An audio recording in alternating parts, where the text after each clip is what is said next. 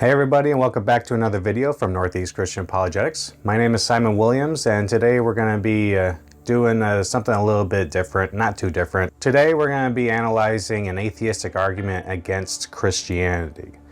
And I've looked at arguments in the past, like Patrick Grimm's arguments against the coherency of divine omniscience. And I've also, taking a look at Dr. Schellenberg's Hiddenness argument, but that's on another YouTube channel.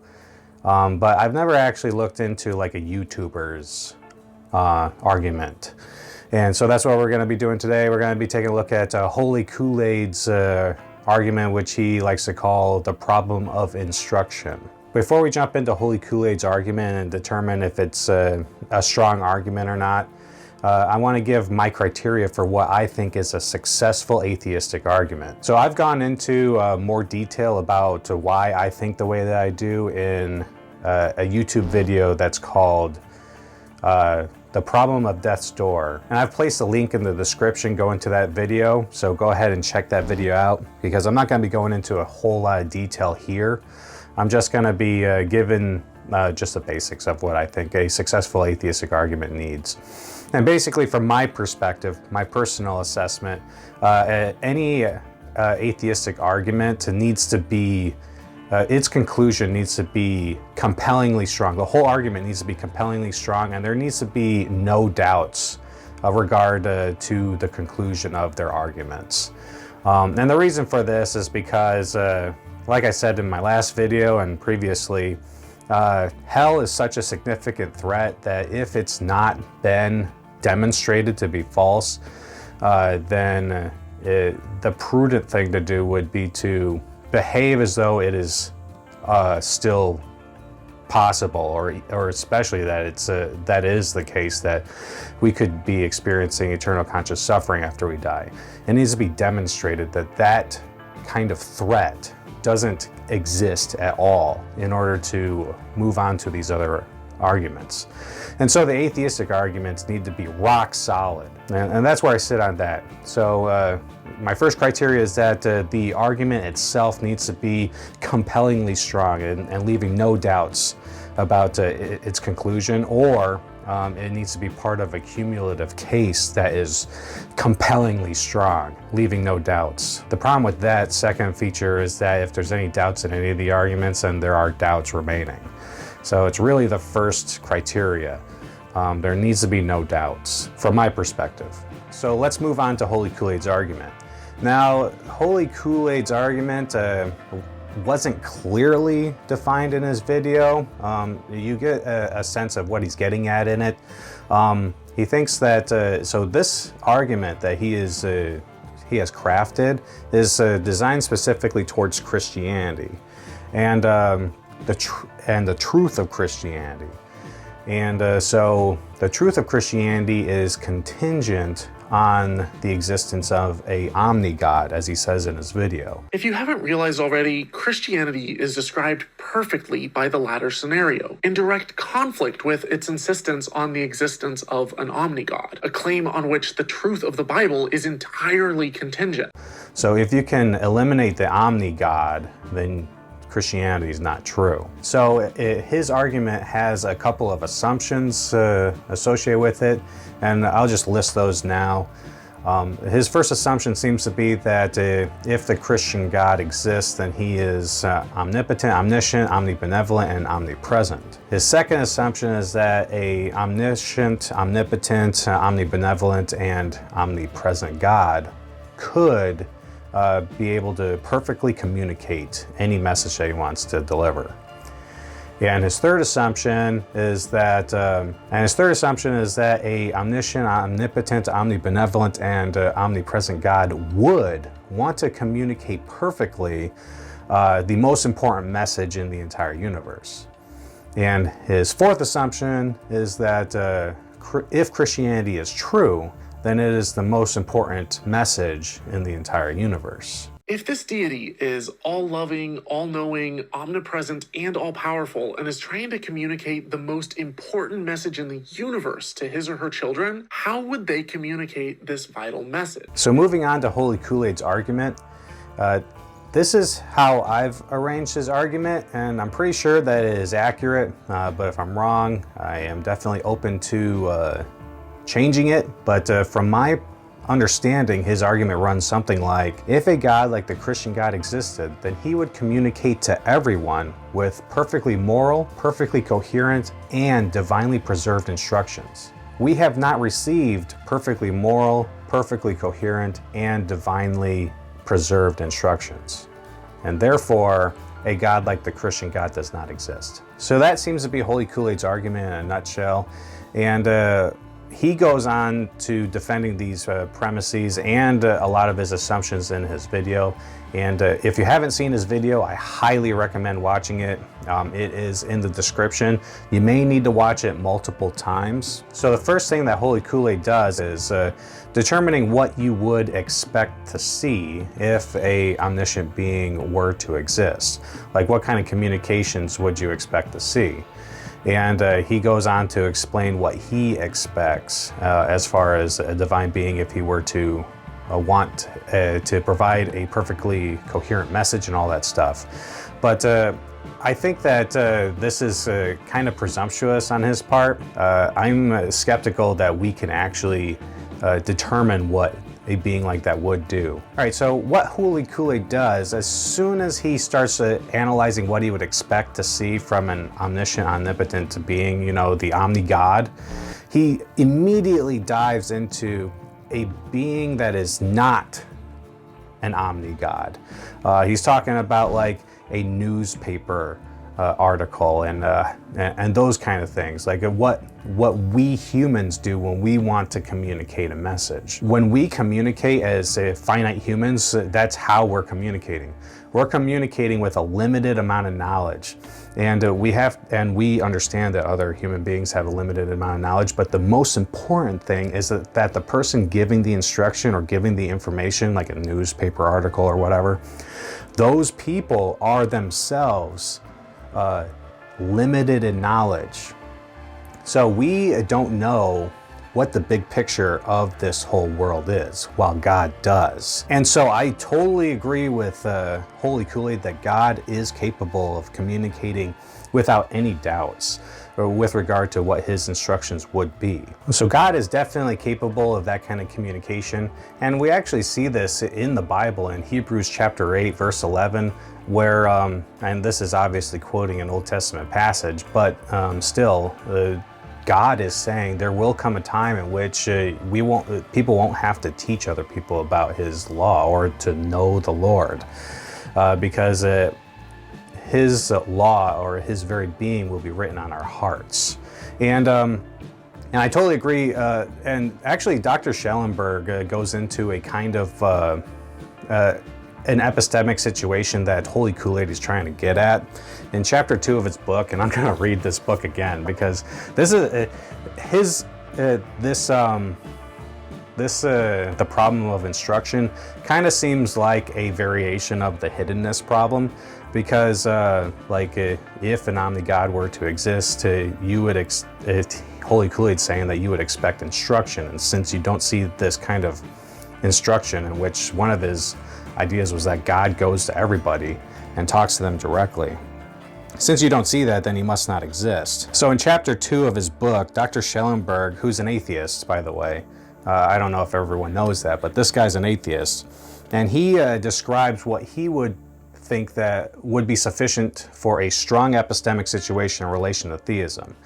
And so he says, suppose then that the world is one in which all human beings who evince a capacity for personal relationship with God have an experience as of God presenting himself to them, which they take to be caused by God and which actually is caused by God presenting himself to their experience. This experience, let us say, is non-sensory, an intense apparent awareness of a reality at once ultimate and loving, which, 1, produces the belief that God is lovingly present and ipso facto that God exists, 2, continually and definitely in stronger or weaker forms and minimally as a background awareness in those who do not resist it, and 3, takes more particular forms in the lives of those who respond to the beliefs to which it gives rise in religiously appropriate ways. For example, the believer who pursues a personal relationship with God may describe his experience as that of the forgiving comfort or guiding presence of God. Since the experience is had as soon as a capacity for personal relationship with God exists, we may suppose that it occurs quite early on in the life of each individual, in particular, before any investigations as to the existence of God have been undertaken. We may further suppose that any investigation subsequently undertaken at any rate by individuals who have not taken steps to hide from themselves the experience and its apparent implications for belief, fail to undermine and indeed reinforce the beliefs formed by this experience. In particular, those who encounter the problem of evil and other objections to theistic belief continue to believe that there is a God on the basis of their experience and take what they believe to be confirmed as they discover the universality of the experience and the uniformity of its descriptions. As they learn that reports of an experience very similar to their own have come from every time and place accessible to historical inquiry. So this is the kind of epistemic situation that Dr. Schellenberg has in mind when he talks about strong epistemic situation in relation to theism. This model of an epistemic situation is kind of similar to what Holy Koolaid was getting at with regard to God coming before people and giving them instruction with regard to not just his, in this book it's just talking about God's presence, but it could very easily be the case that not only does God give evidence of his existence, but also gives instruction. And I was struck when I first read this because this reads just like the overcoming grace model that's presented in Salvation and Sovereignty and Molinist approach. So this kind of situation does obtain for some people. I can definitely confirm that in my own life, that has been something similar to that. But I think that the problem here is that the epistemic situation that Schellenberg and Holy Koolaid are looking for are not quite as strong in that way as they would like. And for them, that's a problem. As for me, I don't know why you would limit God to only providing perfect communication with regard to things. It seems to me all that's necessary is that God provide instructions that's sufficient for whatever goal that he's trying to reach. And as the author of this story that we're living in, because I think that God is very similar to an author of a book, where the purpose of this world is not clear to us. So we have very narrow expectations, where God knows exactly what's going on, and his criteria for what is sufficient is different than what we would expect, because he knows what's going on and we don't. So with regard to Holy Koolaid's argument that I've crafted based off of his video, premise one is drawn into question. Like, I don't know, and he spent a long time providing justification for his first premise, but I don't think that he has established sufficient justification to warrant believing that that proposition is true. As long as God has morally sufficient justification for refraining from giving instruction in this perfect way, and this perfect way which is in accordance with what Holy Koolaid expects, who is not an omni-God, then there is no issue. This premise is has not been demonstrated to be true. And we can't demonstrate that to be true because we lack the experience necessary to be able to say this with any sort of confidence. As long as God has morally sufficient justification, and I don't know what that justification is. I am also not an omni-God, but it seems to me that a omni-God could easily have morally sufficient justification for the things that he commands. As far as Holy Koolaid's second premise, if we are to take perfectly moral, perfectly coherent, and divinely preserved those words to mean what Holy Koolaid seems to infer from them, what he seems to define them as, then I would agree that his second premise is true. So the fatal flaw in his argument is premise one. And from my perspective, there is some doubts remaining with premise one. Premise one still has not been demonstrated. And that's why, for me, I don't find that his argument's successful, because it's not compelling. And so he can go into a huge amount of information on why he thinks that God's commands are not perfectly moral.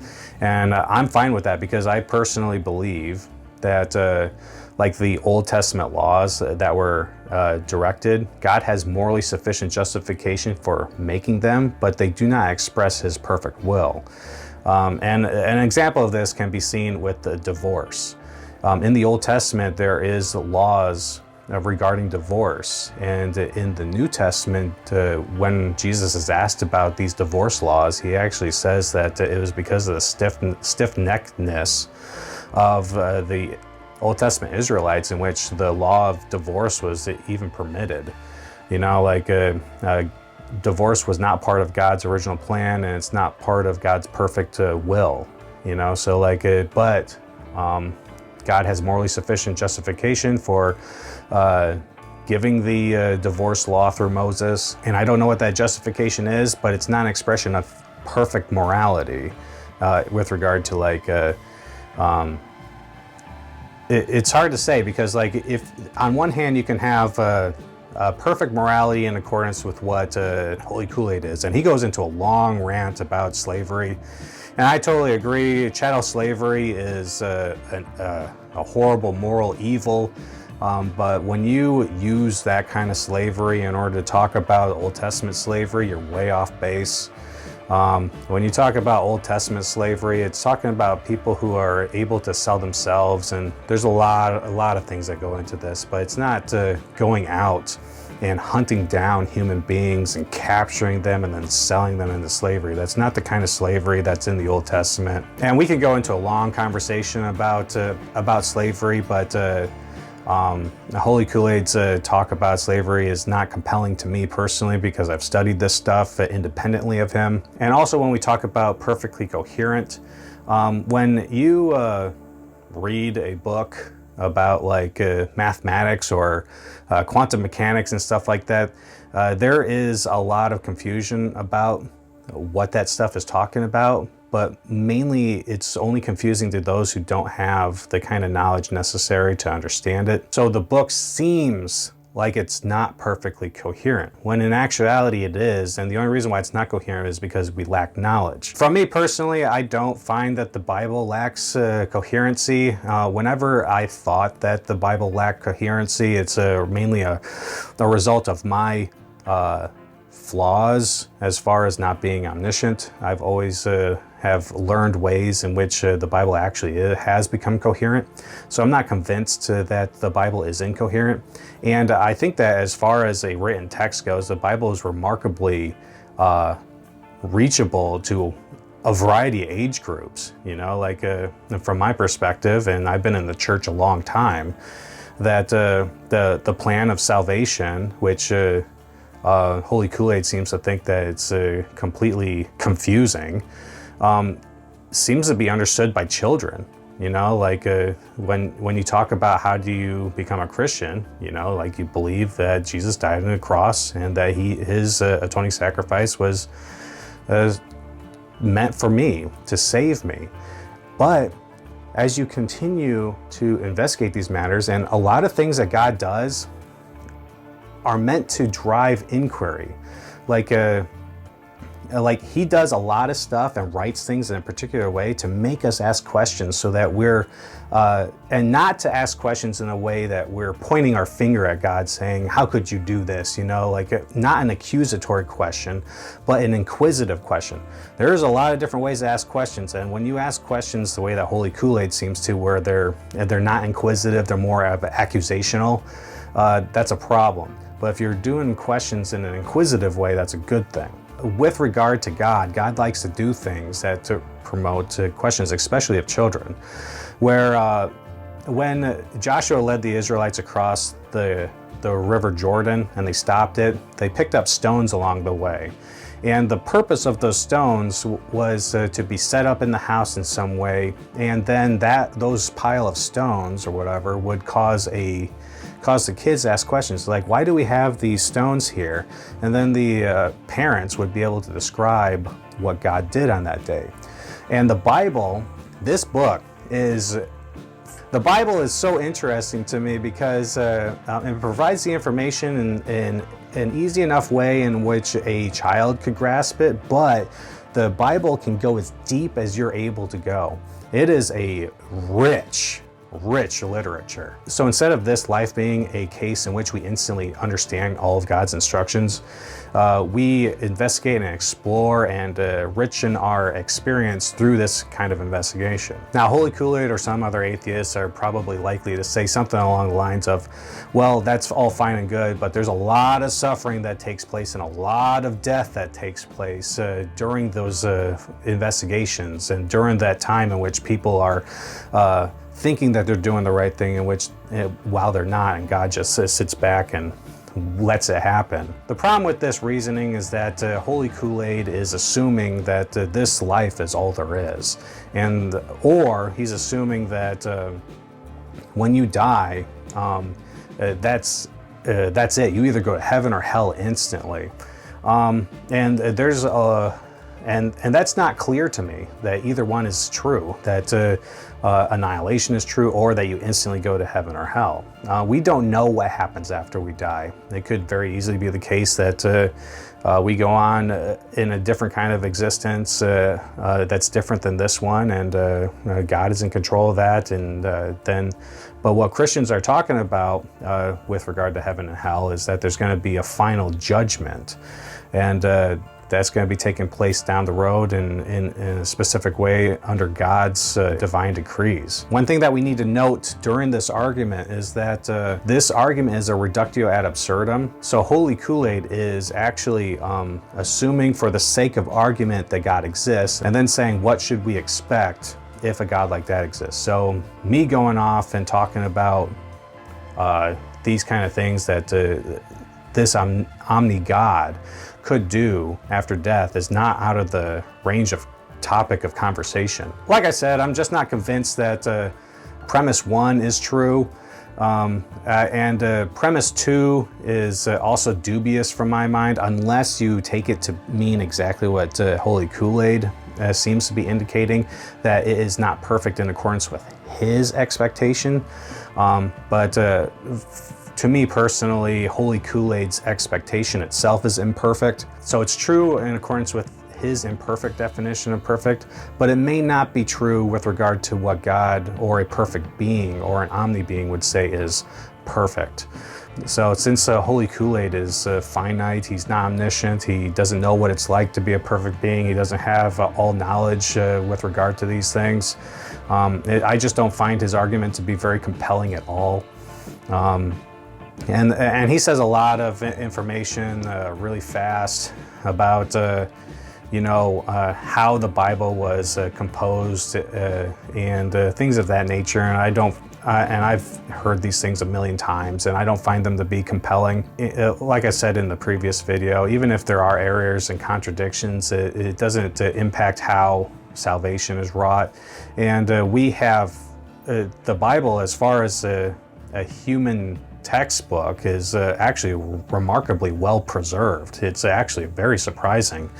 And people will go on to say that then why are there hundreds of thousands of textual variants? And I've talked about this before in one of my previous videos that I'm going to link up here.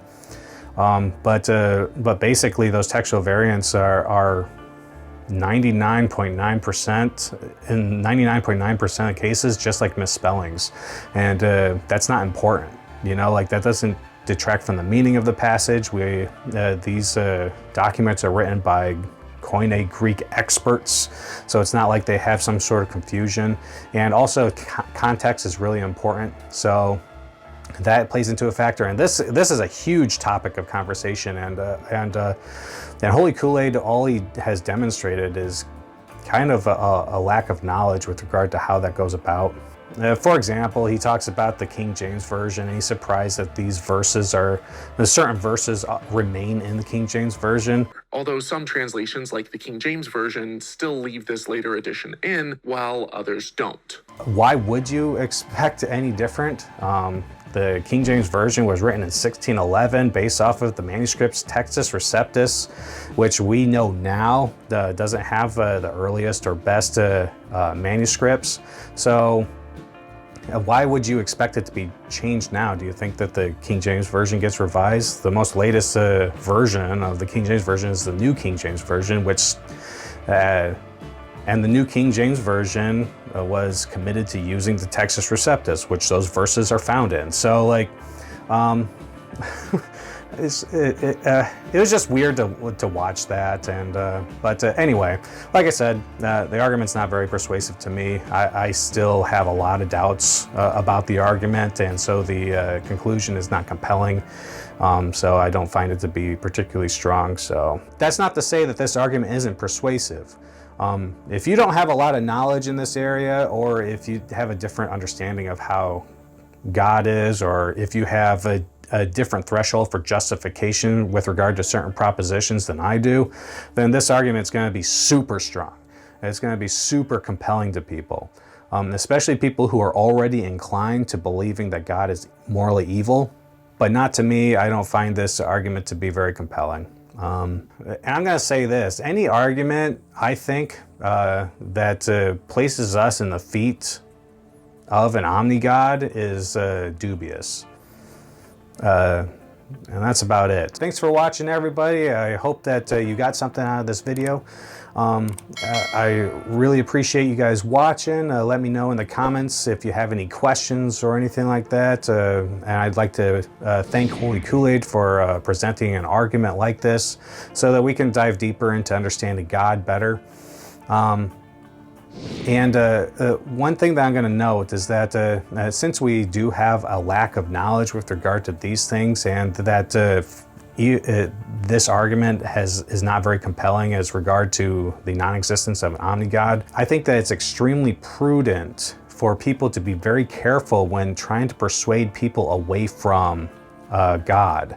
And if you do not have an argument that is rock solid, leaving no doubt regarding the existence of God or the existence of eternal conscious suffering, you could be leading a lot of people into a situation in which they run the risk of experiencing eternal conscious suffering, and you are a contributor of that problem. So you need to be really careful about doing this kind of stuff. And I'm going to throw up a quote from Buddha that might look familiar.